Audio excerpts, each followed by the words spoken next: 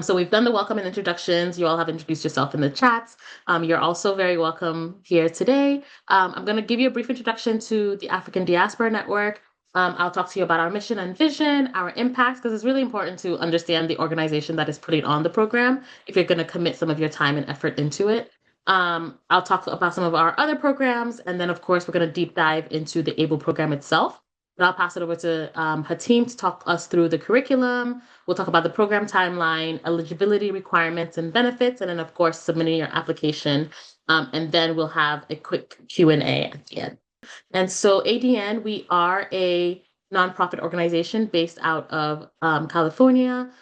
We bring together Africans in the diaspora, descendants of Africa, friends of Africa, anyone interested and connected to the continent in some way, bring them together for the improvement of the African continent and the communities the diaspora lives in. So it's both sides. Our impact is Africa facing and diaspora facing.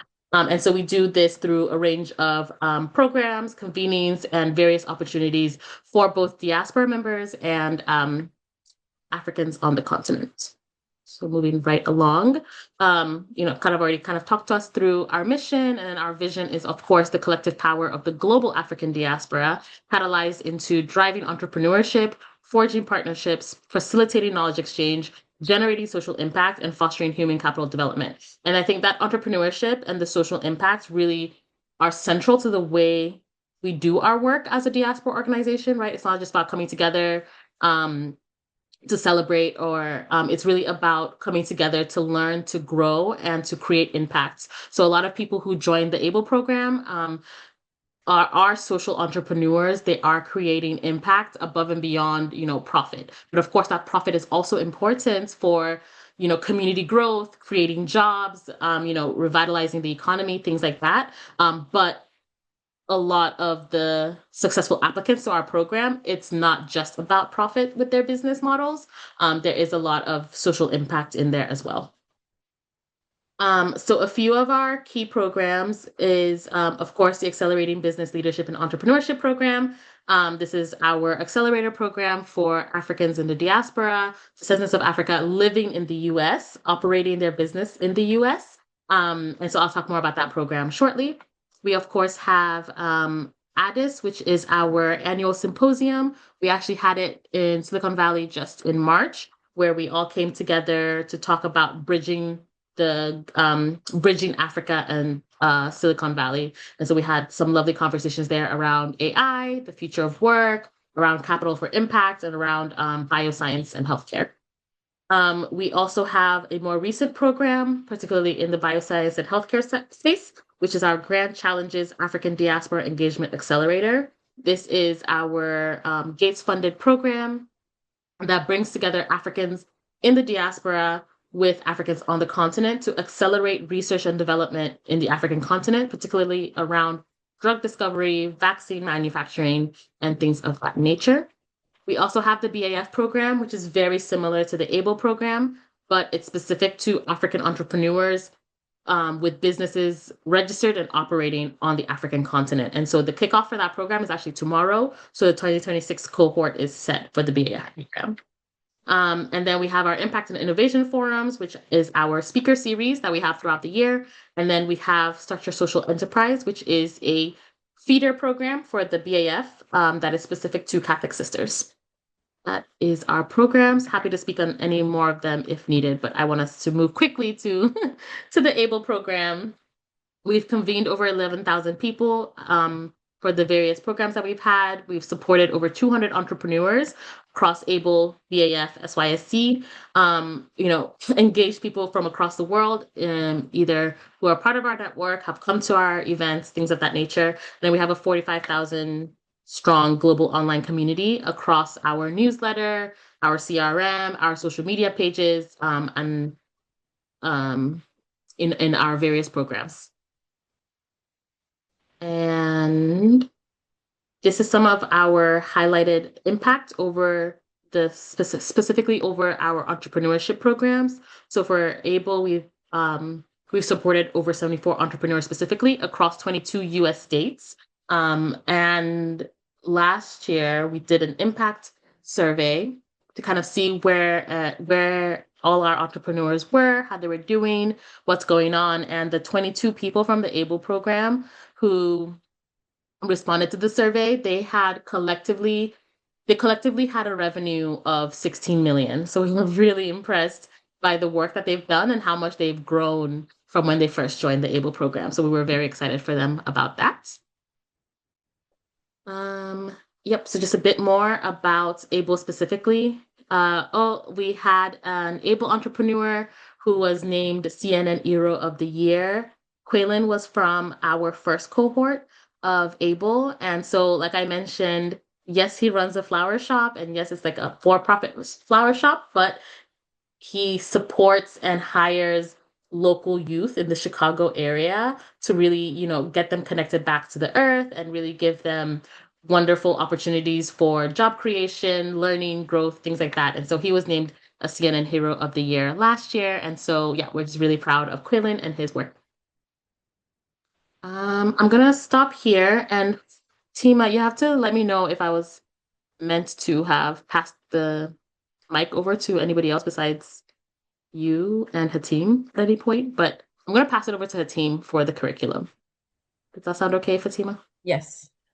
Okay, brilliant. Thank you. So, Hatim, over to you for the curriculum, please. For the Sure. ABLE curriculum. So excellent. Thank you so much. Thanks, Sumolayo.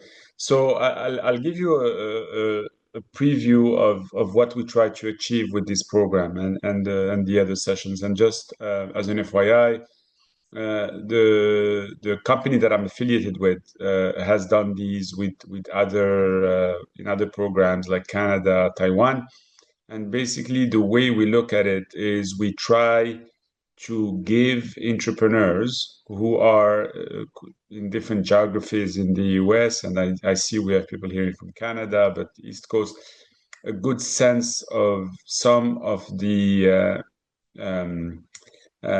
tools that they need to scale their business.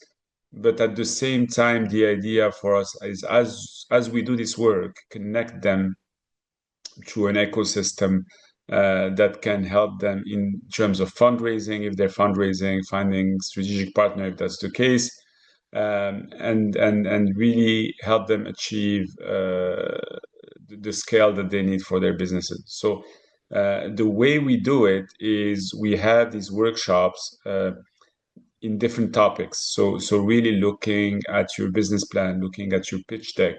But while we're doing it, the people that we involve in these workshops, and these are usually 2 to 3 hour workshops, become your connections into Silicon Valley. So as you know, ADN is based in Silicon Valley, and the idea for us is really get you an ecosystem that after the program you can leverage by staying very close to these people. When you come to the actual showcase, which is at the end of the program, you can really leverage and execute on a lot of these connections, and hopefully either raise funding if that's what you're doing, or find strategic partners, find new customers, and really scale your business.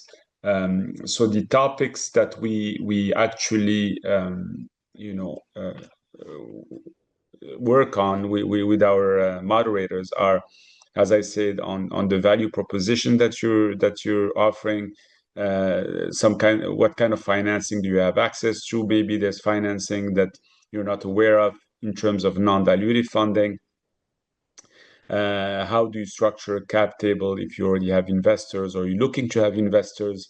And then, obviously the legal piece, which is crucial. Again, most of you probably already have a corporate structure, but is that the right structure? Is there things that you can do to strengthen your structure? And what we want to add this time around is, obviously, as you know, AI is becoming huge in terms of being a tool. And again, we look at it here as a tool to support your businesses. So we're looking to have one workshops on AI, which we didn't have previously. So again, I always tell the candidates to the program that what we can guarantee you by the end of the program, that's the minimum viable outcome of this program, is that we're going to create an ecosystem for you in Silicon Valley with investors, experts that again, it's going to be up to you after that to actually leverage and take advantage of.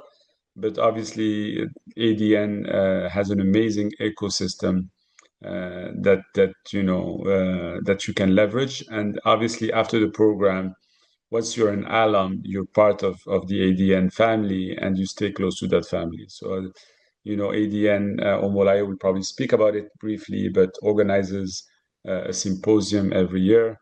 This year, three alums from the last cohorts were at the symposium. We wish we had more, but that means that there's continuous support, that once you're in the ADN ecosystem family, then you stay within that family unless you take yourself out. But we stay engaged. Some of the cohort, the alums from the last cohort, I still talk to, and we still exchange, and we still open doors whenever we can.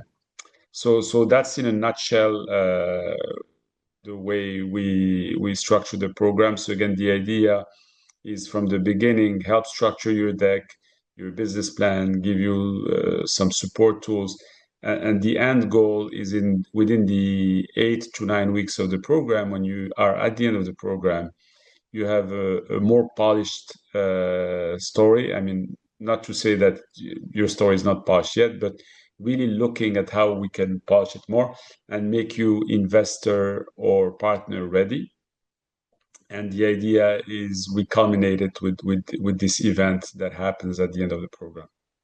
I'm not sure if I forgot anything, but that's overall what we do. And again, the other thing is, like a university, there's a strength also in the alum group, where you can also help each other, not only within this cohort, but within the previous cohorts also.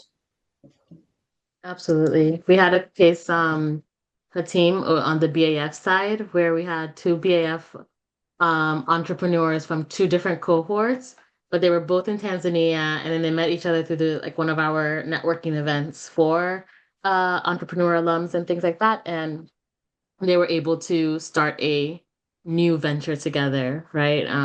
Via by That's meeting an through amazing ADN. story. Yeah, it's really cool. So they do ed tech in Tanzania. And so they were both kind of like in that ed tech space, and then they were able to come together and create something even better than, what they individually had. That's amazing. Wonderful. Thank you for that curriculum overview. And we'll bring Hatim back to talk a little bit more in conversation with Chris, who is one of our able entrepreneurs. But I want to talk a little bit more about, the specific program timeline, give an overview of like some of the eligibility requirements, the benefits of the program, things of that nature. But before I do that, Fatima, do we have the question about how much people are looking to raise? Yes.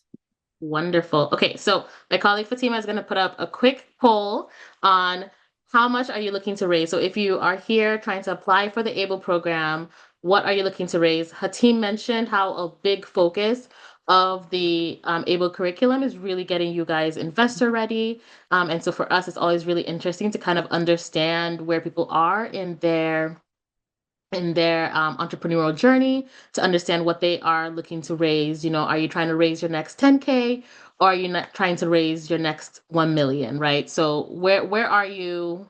What's going on? So just a quick answer of, what you're looking to realistically raise to get you to your next phase of growth. Um, this is something that Hatim likes to know at the beginning of the program, so he gets an idea of what types of facilitators to bring on to really support entrepreneurs in being ready for the types of investors they're looking for, right? So if you're looking for, grant funding versus if you're looking for, a venture capitalist, or you're looking for an impact investor, what type of investors are you looking for, and how much are you looking to raise? So I see 40% of people are looking to raise between 100 to 500,000. There's about two of you who are looking to raise over 1 million. So really trying to supercharge your next stage of growth. There's a few folks who are in the 10 to 100K region, but I think most people are falling into the 100 to 500K region. So I'll leave that poll up just for a little bit longer while I go on to the next page about program eligibility and criteria. Oh, actually, let me just talk briefly actually about just the program overview very quickly. So like Hatim already showed, he showed you the curriculum itself.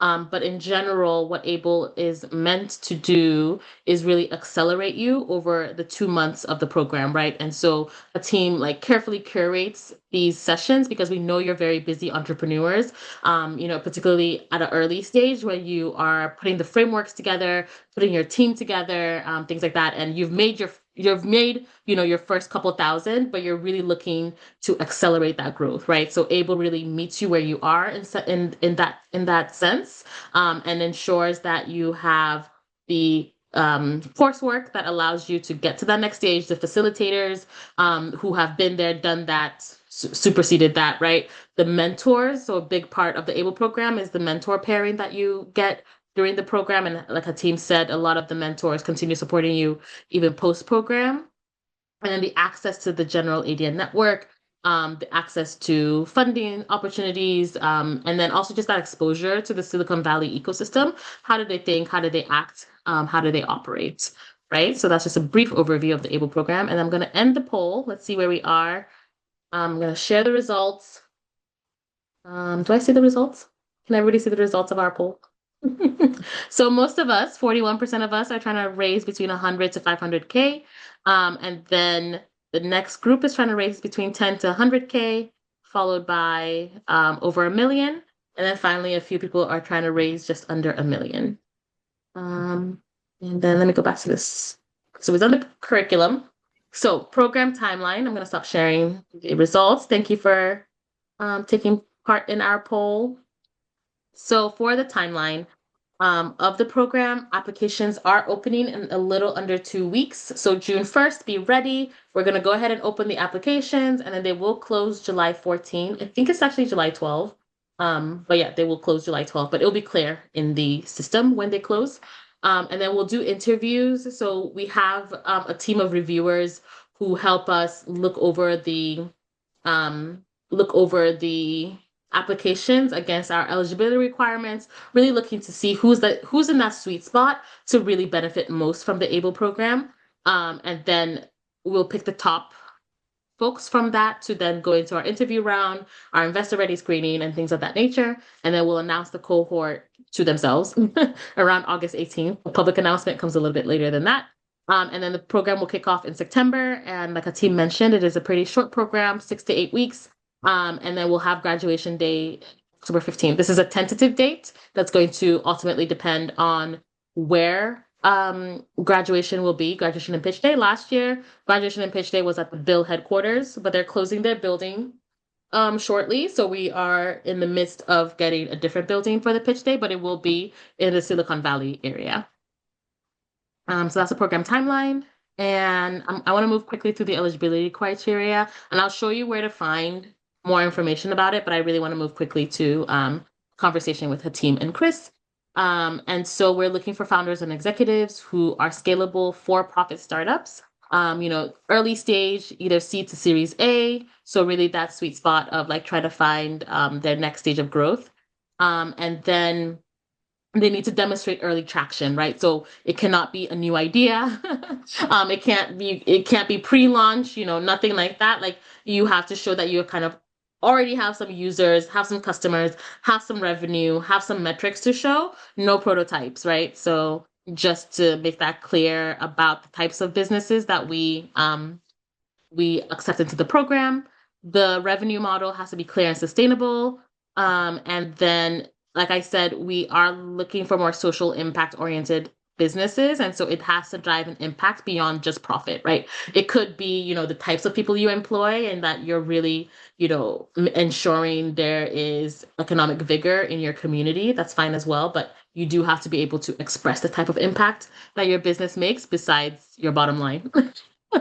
Yeah, and the um, reason the reason I just wanted to add, sorry, Omolayo, for the no, first of course. two criterias is because that's where we can have the most impact, right? I mean, not that we don't like early stage project or ideas. We're always happy to listen and open doors whenever we can.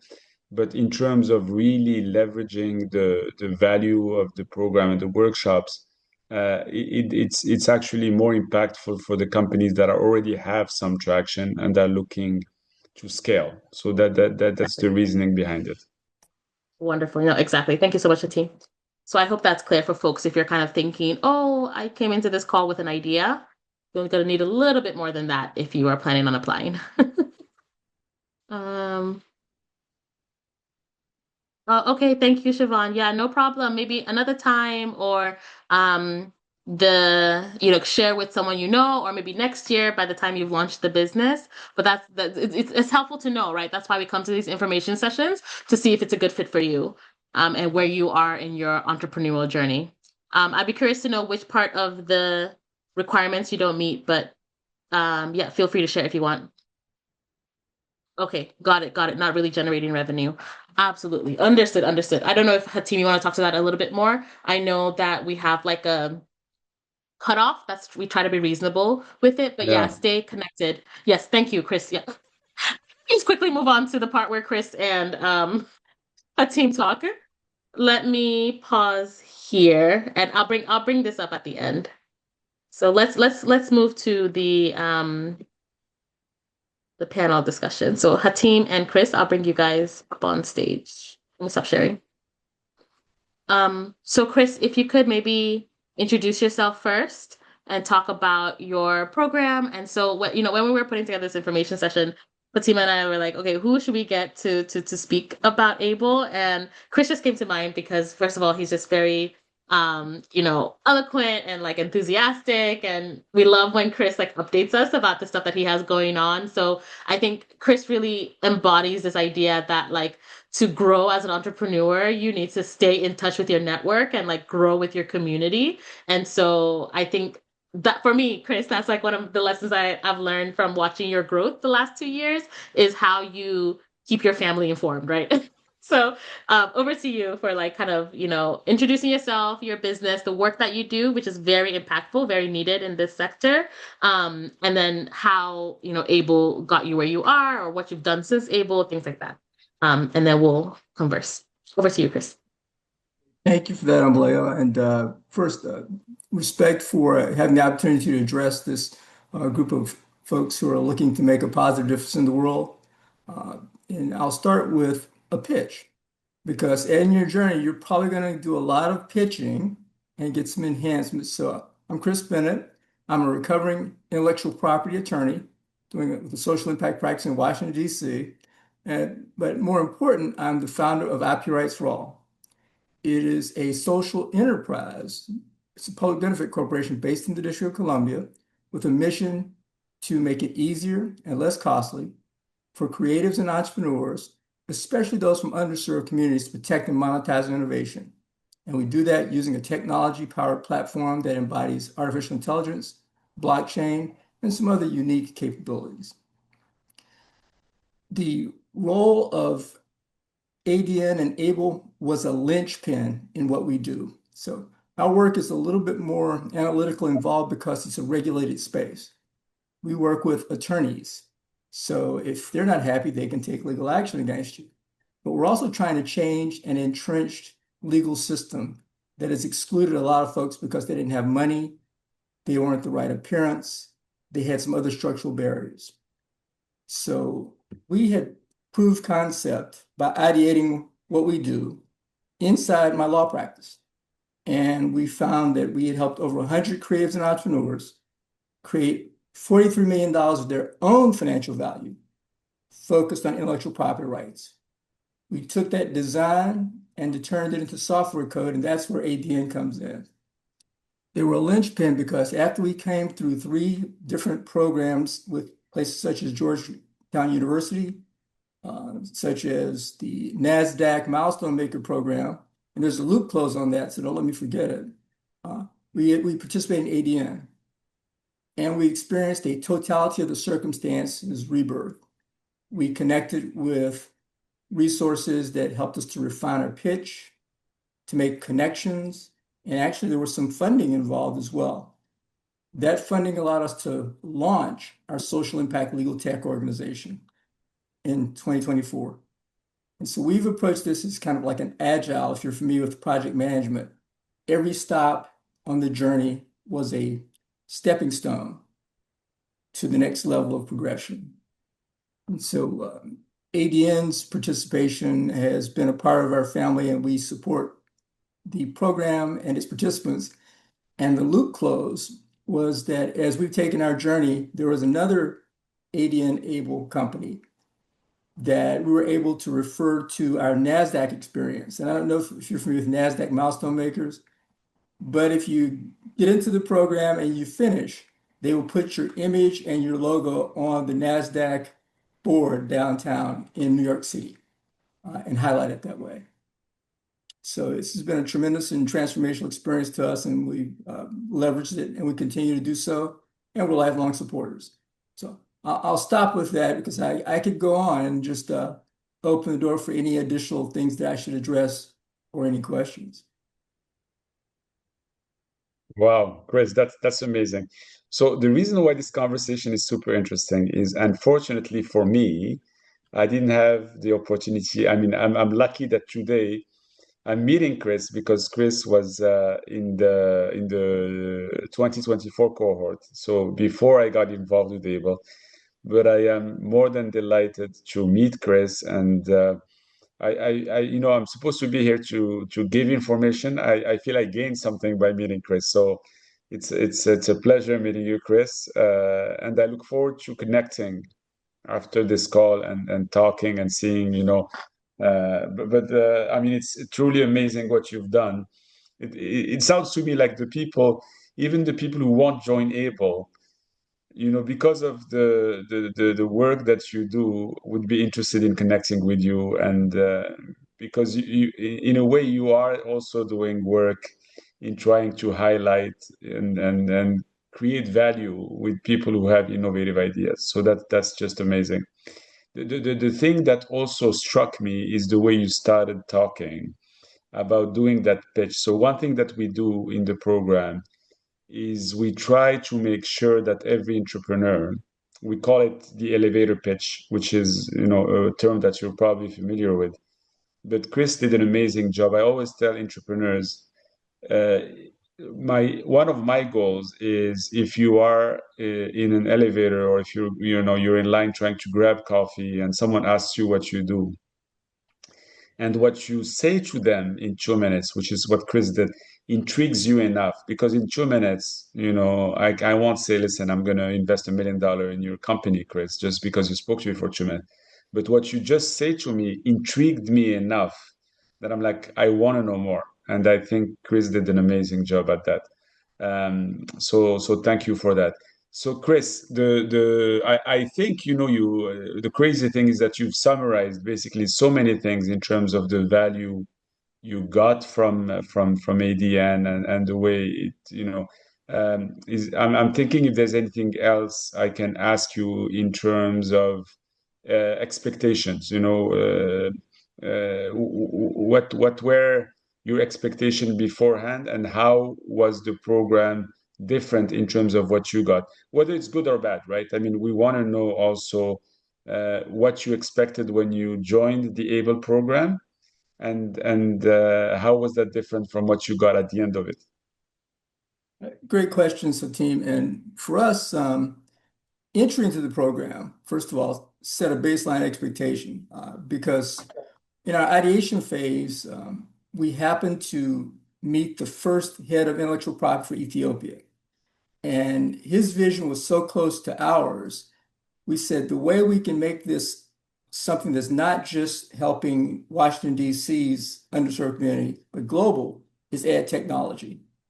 And so ADN opened the door to not only thinking about it from an Ethiopian US perspective, but an African diaspora perspective. And then recognizing that the diaspora is a lot broader than you might initially think when you think about continent.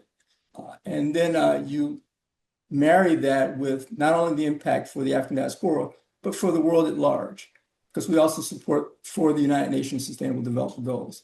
So getting in set that baseline.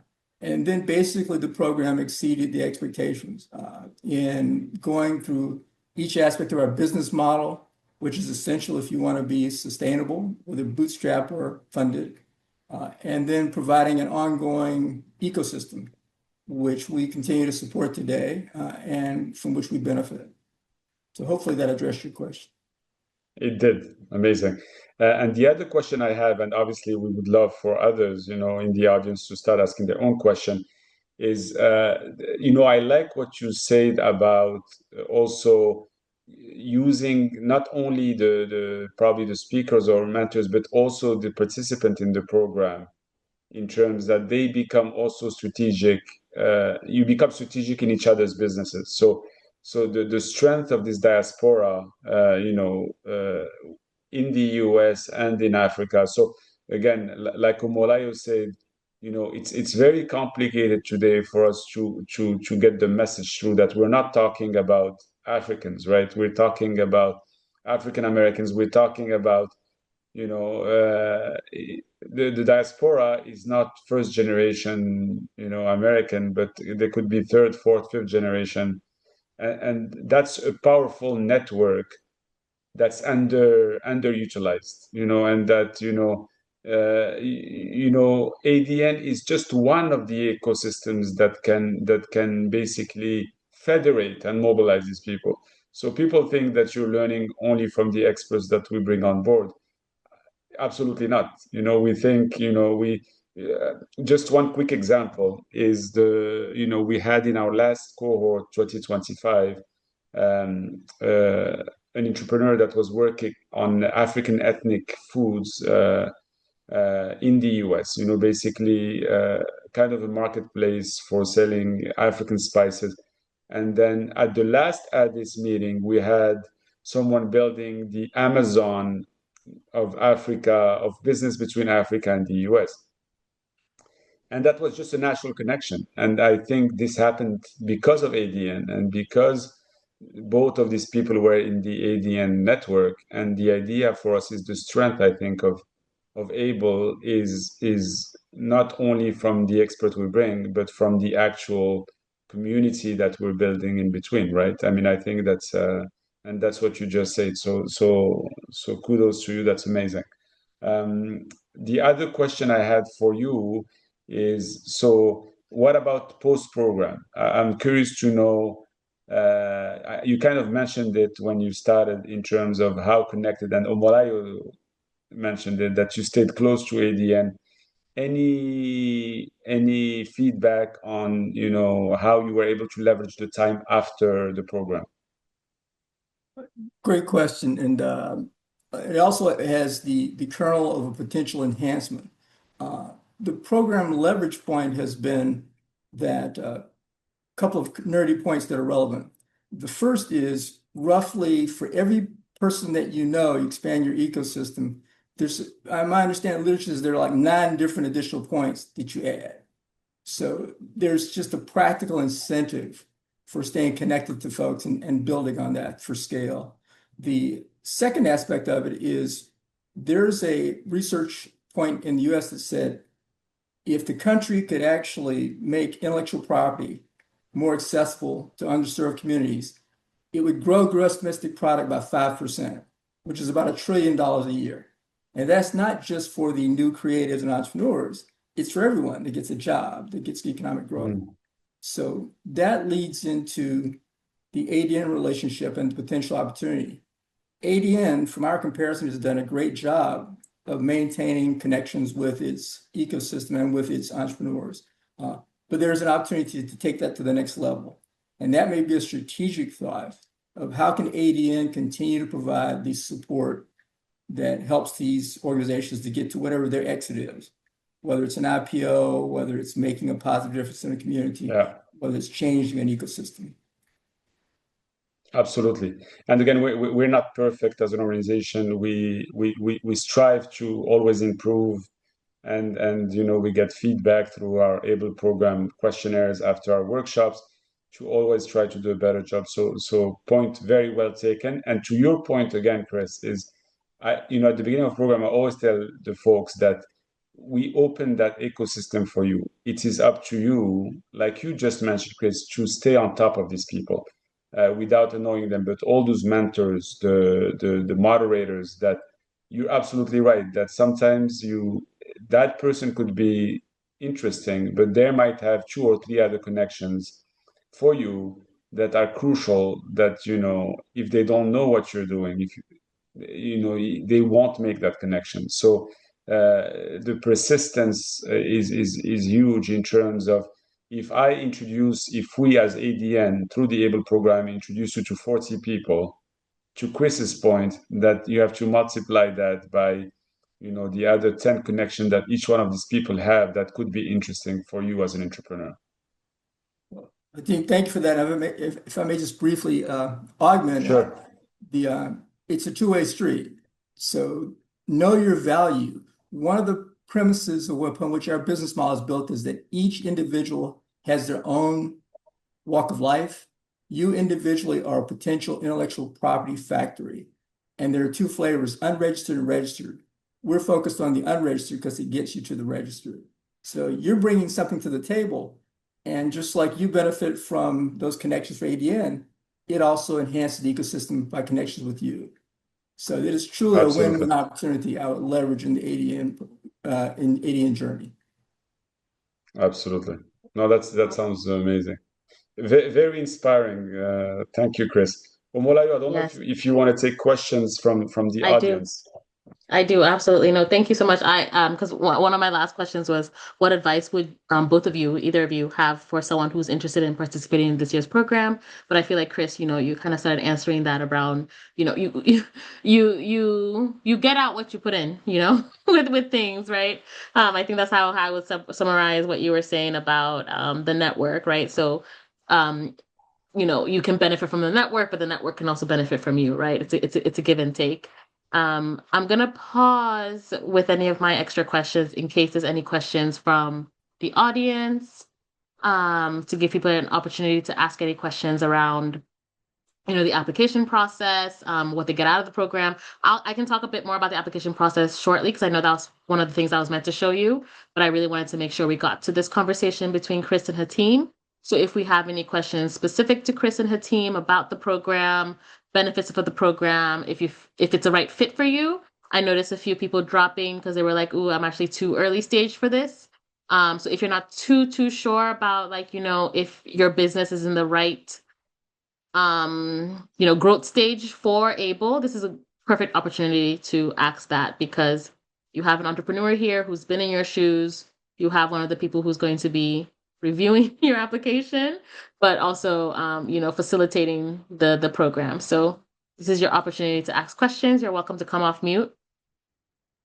You miss 100% of the shots that you don't take. Honestly, yeah. Which is also why I want to make sure that people are clear about if they are eligible. Because I saw a few people dropping, but I was like, oh, maybe ask first, because you might think you're not eligible, but you could be, right? So the revenue that we call early stage is very different from what other Silicon Valley accelerators will call early stage, because we are aware of the barriers that under-resourced entrepreneurs have. We are aware of the barriers that people in our community have, and so we don't use the same yardsticks that other Silicon Valley accelerators would use.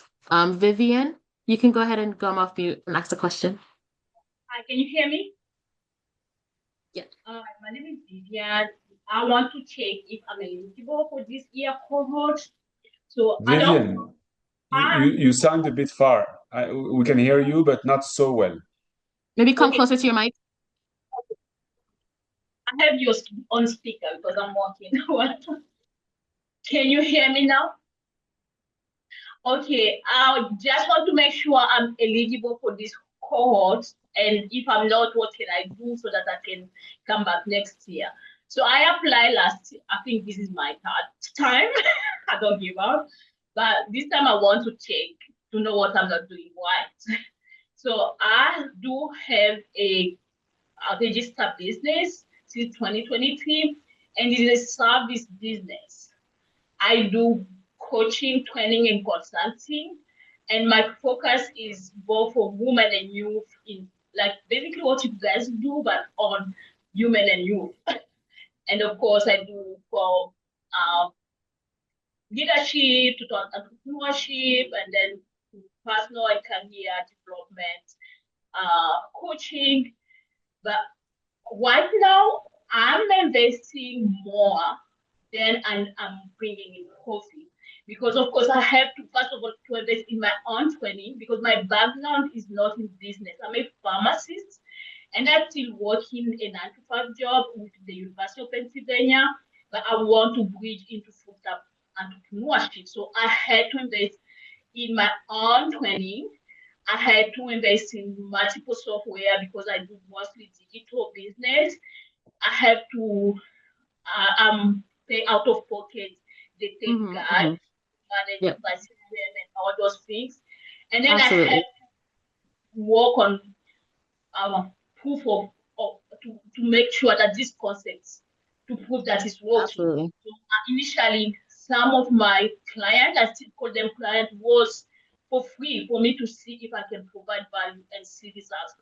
I have proven that within the business, and even if they, for me to start the business is because of my past experience helping people succeed both in life and business in general. So, Absolutely. anyway, Absolutely. hopefully, at the end of this Yeah. year, I'll start making I'll pop in profit. and maybe answer some of your questions. And I haven't looked at your application, but I know two things. One, I think it's really important to show that early traction, right? So like as you said, it sounds like your expenses are higher than your revenue at the moment. So the business model, first of all, has to be generating income. So yes, our thresholds are lower than other accelerators, but we do still have a threshold where we do have to see a minimum revenue that's been generated thus far. The other thing that we look at, and Hatim can speak to this a little bit more, is scalability, right? So the people coming to the program, they're ready to grow, they're ready to scale, they're ready to accelerate.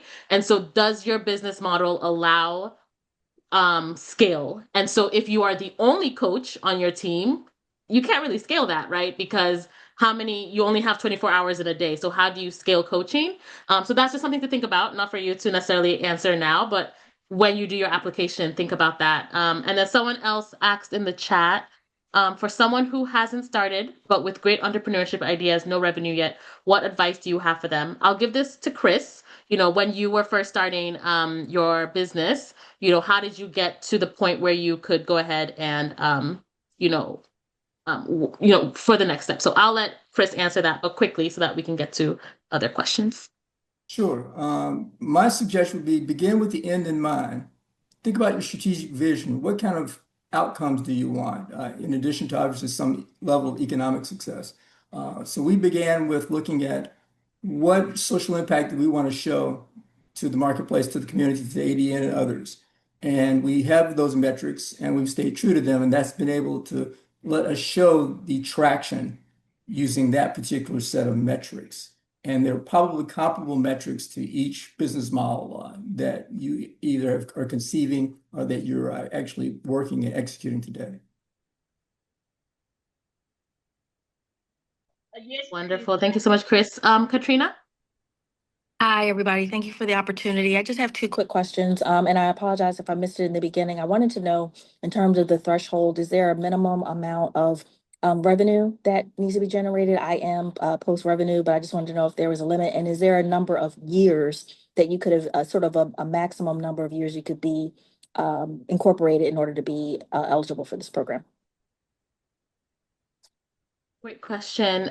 So we are looking for revenue that at least 75,000 and up, that is not a hard and fast number. If you show incredible growth and trajectory and it's not that exact amount, we Okay. still consider it. Okay, great. But we're looking at somewhere between 75 to 100 at least that you've made so far. And then your other question was how long you've been incorporated.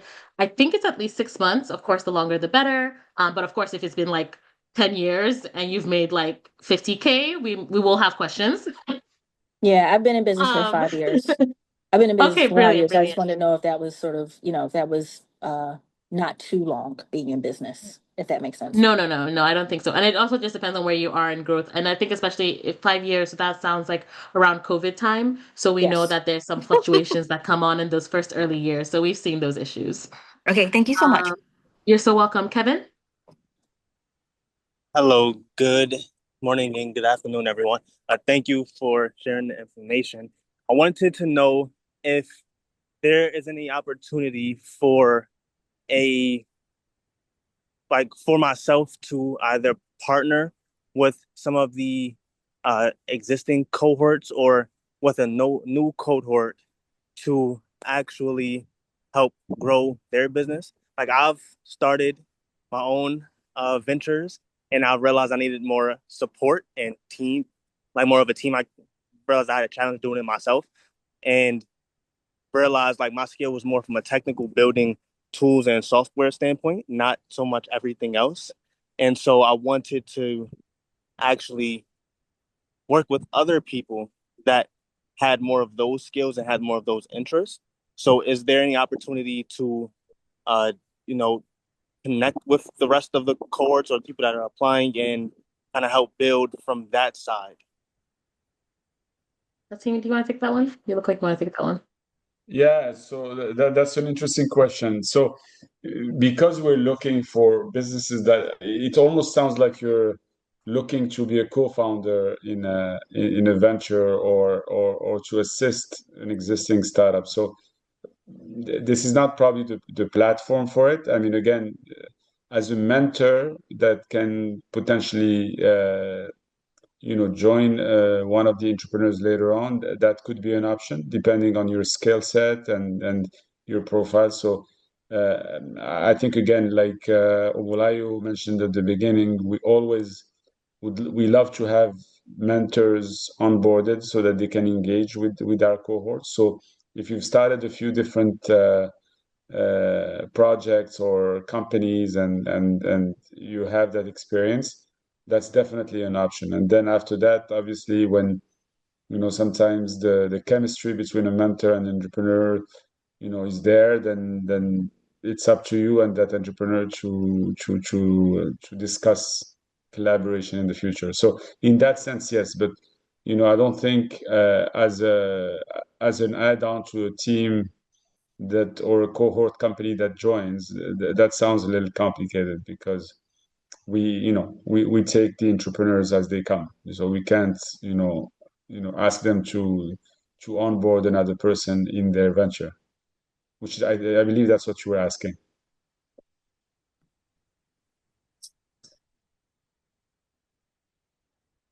Okay, brilliant. Hopefully that answers the question, Kevin. Yeah, it does. And thank you. Perfect. But again, Wonderful. please share your profile with us, because always looking, we always like to grow the ecosystem, and the more experts we have, the richer the ecosystem, and then there's opportunity that can come out of it. All right. Absolutely. Thank you, Kevin. Yeah, you can reach out to us if you're interested in the mentor form, if that seems more up your alley as well. So definitely reach out to myself or Fatima or the info@email address, and we'll share the mentor form with you. In the last 2 minutes we have, I wanted to quickly share the application and how that looks. So I hope everyone can see my screen again. We've already talked. Okay, so I think kind of the team have, I feel, covered very clear the program benefits are.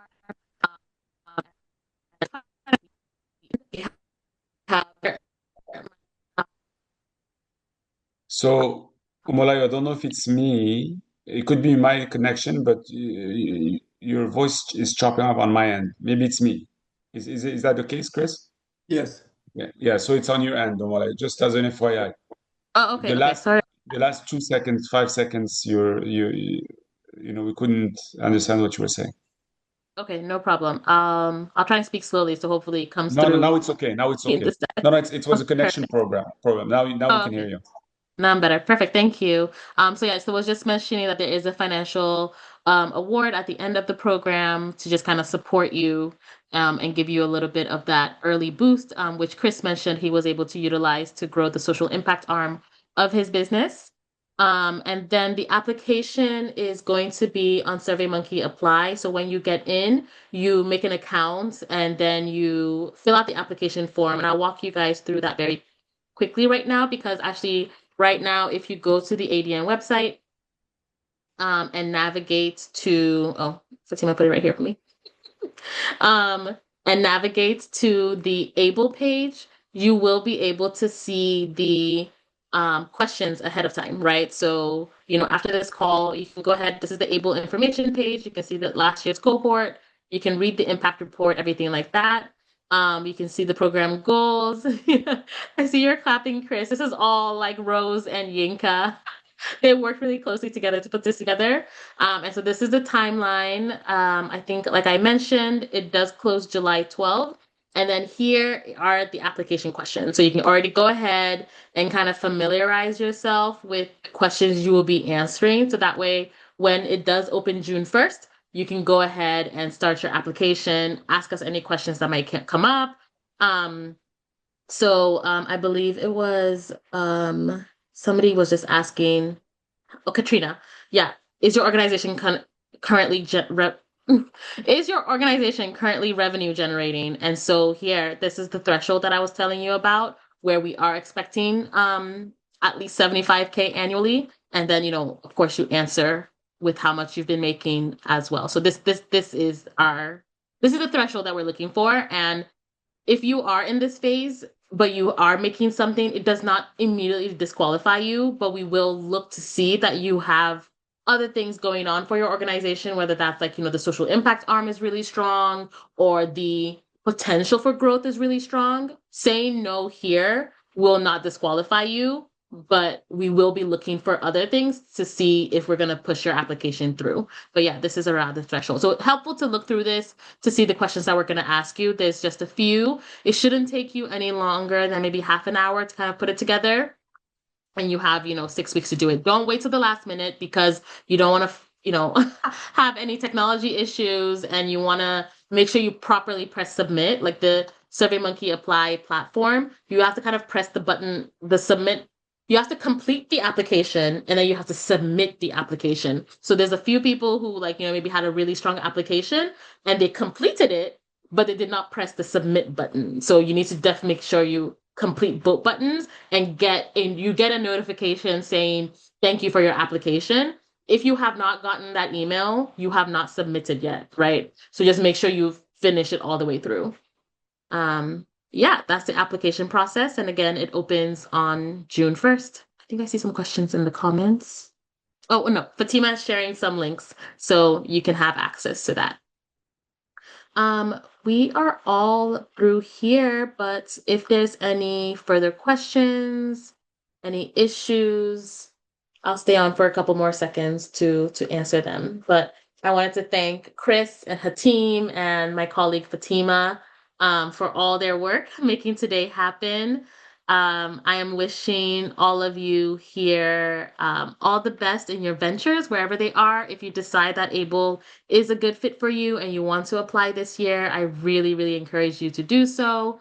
You just never know what will happen. Sometimes even the application process is a great learning opportunity, right? Just to see kind of what programs like this are looking for, and get yourself able to maybe apply next year, or even just apply this year, see where it goes. Like Chris said, you miss 100% of the shots you don't take. So just wishing you all the best, and encourage you all to apply. Or have a friend apply, or both. Exactly. Bring a buddy. So again, this idea of growing the ecosystem. So I know the ADN team is going to hate me for doing this, but apply regardless, because you if you don't get in, we'll tell you why you didn't get in, and that will allow you to get in the next time. So you have to do this, right? And spread the word. I think there's another session, right, Omolayo? Yes, That there's you going can to be tell your another friends. information session mid-June. So if you have friends, if you're like, oh, I don't quite qualify, but I have friends who would. So Kevin, if you feel like, oh, actually, I know a few entrepreneurs I've come across that would be a good fit for this program, please, refer them, and they're welcome to join the next information session that we'll have mid-June. Or you can just share the application with them directly from our page. Yeah, feedback is priceless. Exactly. Great presentation. Oh, Stefan, thank you. Or Steven, sorry. Thank you. Glad you found the program, the information session helpful. Bye, Yes, everyone. good luck to everyone. Aw, Nice meeting Adriana, everyone. you're And so Chris, sweet. pleasure meeting you, and thank you for the inspiring thoughts. I look forward to connecting with you.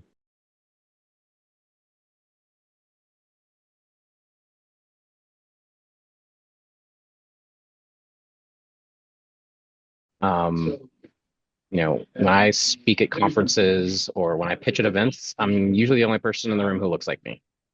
And while it's great to have CEOs that you meet along your journey that you can talk to, they don't necessarily have the same life experiences that you might have gone through or understand the challenges that you might have. As you know, funding for Black founders is below 2%. It's probably below 1% at this point. And when speaking to investors or strategics or other individuals who have successfully raised money, they make it seem so easy, but oftentimes they have like a rich uncle or somebody who bankrolled their initial idea. And so I would just say that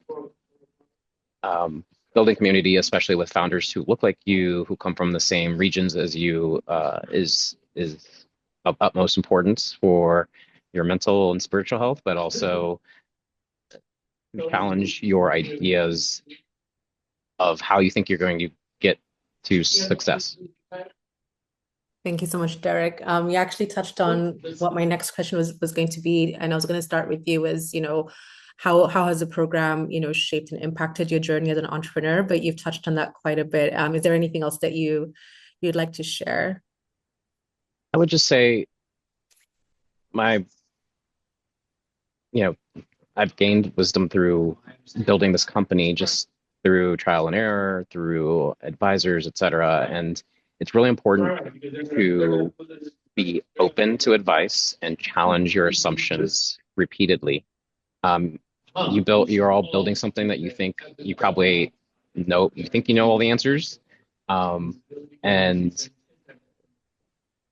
it's important to lean on your peers and to accept criticism, whether positive or negative, even if you don't agree with it, sit with it. But through ADN or through Able, we learn from each other as a cohort members, and you never know what you might gain or learn from somebody sitting next to you. Mm-hmm. Absolutely. Aliyah, you want to add anything? Sure. I love Derek's answer to that. Again, going back to the community, because I feel like for me, being an early founder in my journey, an early entrepreneur, this program also kind of showed me how I can take on those partnership skills beyond the program and how I can help build up other founders and encourage other founders and be supportive to them. So I think some of the values that this program has instilled in me is something that I continue to take on when I'm communicating and trying to take initiative with other people I might be interested in working with. And another thing that I think was really big for me was helping to craft my messaging around my business a bit more. So one of the key things that we did with participating in this program was our pitch day. And so, of course, all the work that we did through those weeks really led up to that pitch day. And that was my first time pitching my company. But it really taught me how I need to be mindful of the audience that I'm speaking with. And it's really good to, if you're able to, do the research beforehand, know who you're speaking with, know what they're interested in to help you hone that messaging and to help you craft that messaging based off of their interest. So tailoring my story and my business messaging was also a really big thing that I took away from this program. And I continue to strengthen it. It's always going to take practice, but it was definitely something that I really strengthened through this program. Learning never ends, right? It's always an ongoing. You have to keep reiterating. Thanks, Aliyah. Nicole, what about you? How did the program shape or impact your journey as an entrepreneur?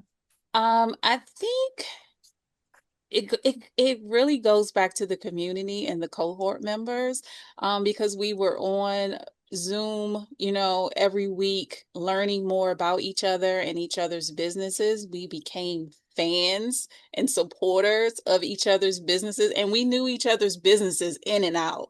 So, and it's interesting because when I came to the program, I was just relaunching Barter Black from the direct exchange platform to integrating the Barter Bucks into our platform.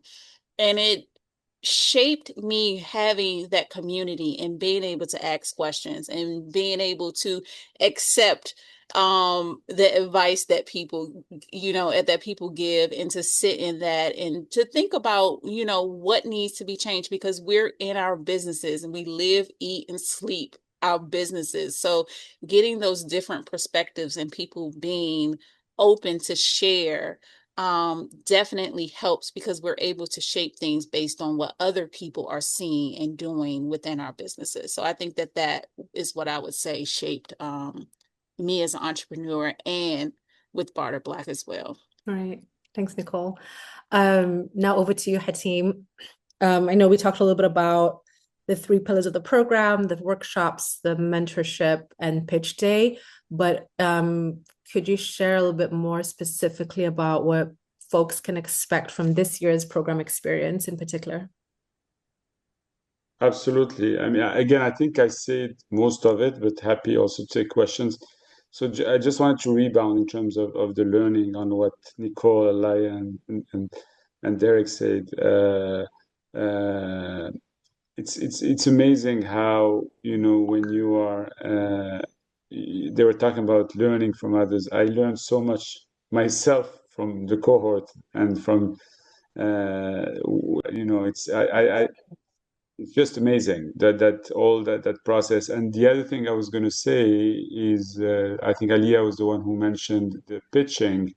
What we try to do is every workshop that we're in, we try to have the entrepreneurs pitch, do an elevator pitch, like 1-2 minutes, to the workshop, to the people giving the workshop. So, whenever they have to ask a question, or the first time they ask a question in a given workshop, it's really refining their story and making sure they can focus on why their business is unique. Why would someone have to or want to invest in their business? So this whole idea for us, and again, it's not something that they learn just from the moderators of the workshop, but I think, like Derek said, it's also from each other. And it's the cohort is so rich. Obviously, it always depends. We always try to onboard entrepreneurs that are engaging, that want to learn. That's one of the prerequisites,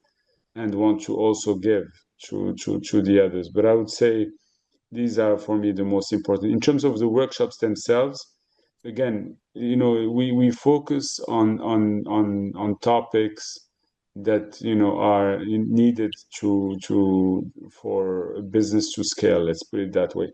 And one thing we've added in this cohort that we didn't have in the last one, sorry, Derek and Aliyah, is the AI aspect. So we have, in one of the first workshops, we have something specific on AI tools, because they become, it's you can't avoid this anymore in terms of AI as support tools to businesses. Mm-hmm. So obviously this is offered probably in other accelerators also, but I just wanted to mention that. Otherwise, it has to do with financing. We bring in a VC and an angel investor also, for them to talk about what do they expect when they are in front of an entrepreneur. So I think it's important for entrepreneurs to try to understand how an investor thinks. What are they thinking about when you're meeting them, and what are the trigger words or messages that they look for when they're presenting. So these are all topics that, again, I'm sure they have some information on, and they have some learning. But again, the idea is for them to learn from these people, to learn about tips, but most importantly, to create these strong connections in Silicon Valley. Mm-hmm. Thanks, Hatim, for sharing the specific topics that will come up in this year's program. And I think what's helpful is that we bring experts in, across the different workshops. That's helpful for everyone else to be aware of that. I know, Derek, you have to leave soon because you're in the middle of a conference. And thank you so much for joining. So I'll pose the last question to you before you have to drop off. What advice would you give someone who's interested in this year's program?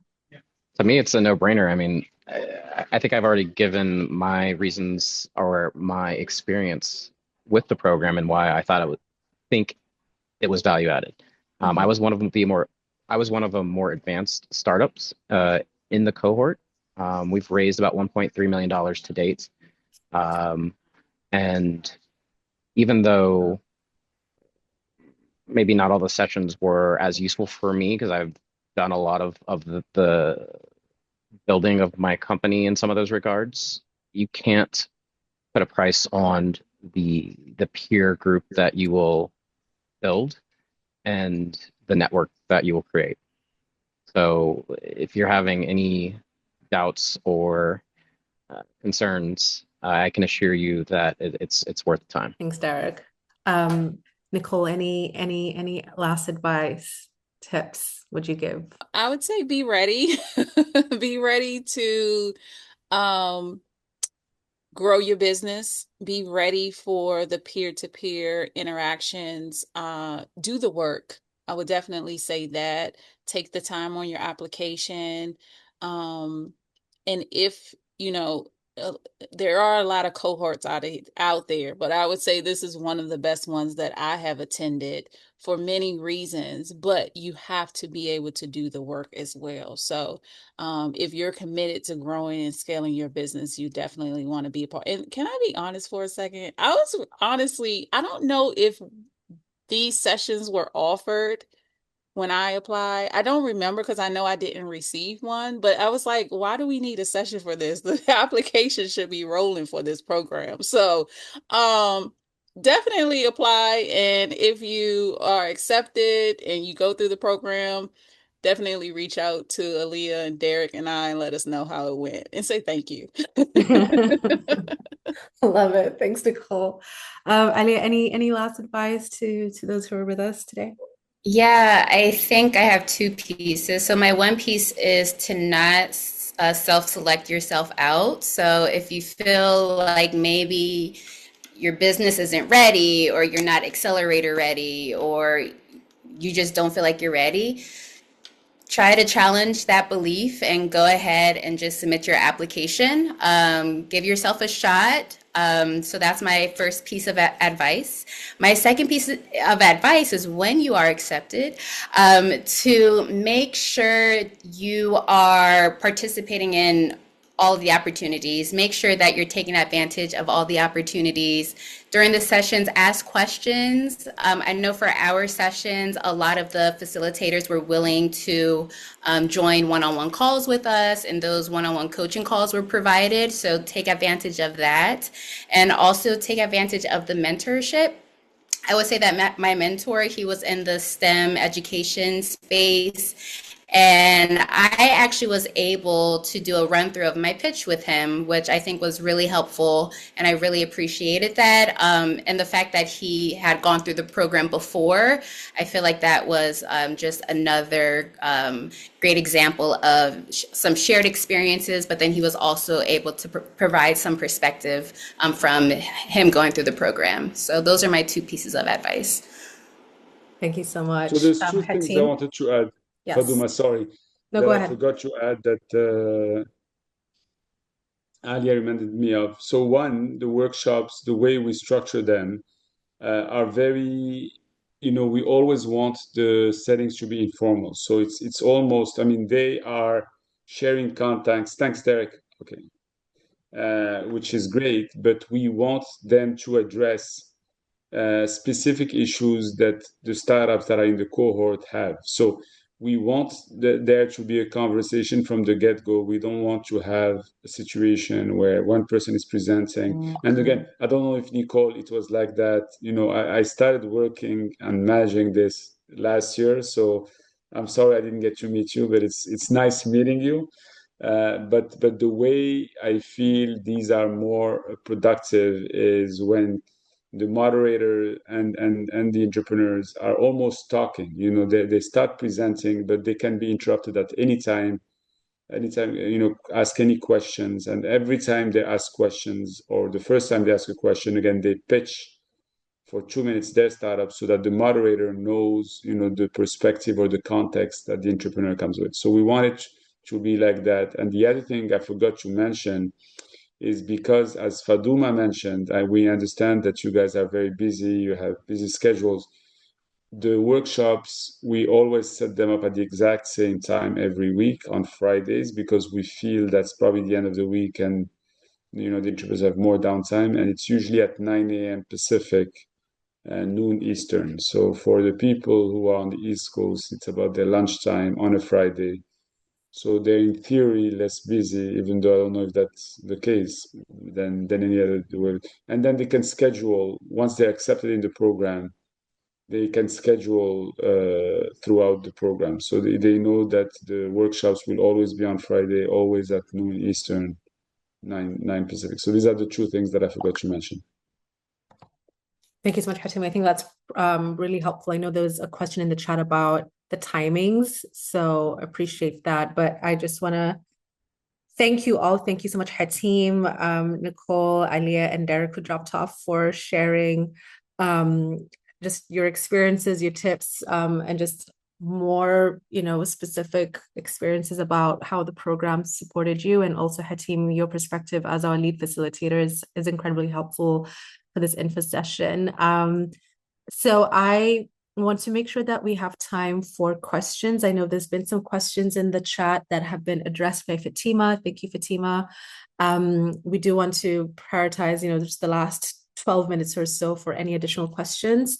I do know there's a question. I'll just take a few that have not yet been addressed in the chat, and then we'll open it up for any live questions. So first question from Kwabena was, could you please elaborate on the criteria for revenue requirements? If a startup is in its early stages in prioritizing expansion, does that automatically make it ineligible? It does not. We look for ventures that are operational, as I mentioned, for at least 6 months or more, and revenue generating. There's no specific revenue bracket that we're looking at, but we're looking for, there's other elements to the eligibility criteria that we focus on. You know, are you aware of your market? Is there a strong product market fit? And other elements as well. So the revenue generating element is one aspect of the criteria, but it's not the main focus. Hope that makes sense. Hatim, do you want to add more to what I just shared? Sorry, I moved screen. Yeah, I agree 100%. So I would encourage you to apply. Again, I don't know if it's Nicole or Laya who said that. Just you know, whether you think you're ready or not. The requirements are basically because we think the program will be more constructive or beneficial for someone who's already been working on that business for a while. So, you know, again, more than 6 months makes a lot of sense. The revenue generation, I wouldn't worry too much about it. You know, the worst thing that can happen is that you're not picked for this cohort, and you know, you might be picked for next year. But I would definitely encourage everyone to apply. Thanks, Hatim. We did have a question on how long the workshops are, but I think we've addressed that. It's every Friday at about 9 a.m. 2 hours, yeah. For about exactly. 2 to 3 hours. Yeah. Great. I know we had questions about whether we have programs like this for founders in Africa. We do. Thank you, Fatima, for sharing a link to our Builders of Africa's Future program, which is similar to the ABLE program, but specific to the continent. Great. So for those who are interested in becoming a mentor, Fatima, and thank you, Destiny, for that question in the chat. Fatima, if you could please share a link for those who are willing or interested in expressing interest in becoming a mentor. We have a form for that online. And we will reshare the link to apply for the ABLE program. And I think someone's asking about the link for the BAF program, so we can reshare that in the chat. But yeah, are there any specific questions that are related to the program? Any questions that you have for Nicole and Aliyah or her team on the line? So someone's asking in the chat, thank you, Cheta Igbo. Are you required to have team members, or are solo founders allowed? Yes. I think we don't have any specific requirements that you must have a team in place. Of course, we do have workshops and resources that are specific to team building, how to grow a team, but it's not, you don't have to have a full team in place.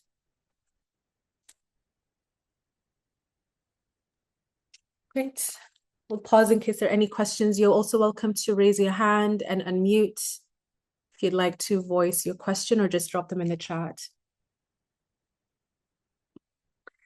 Okay, so Jokori has a question. Thank you. If you want to pass this information about the ABLE program to another business owner, do we work with nonprofit organizations as well? Yes, we are sector agnostic as well. I think we're just looking for ventures that are impact oriented.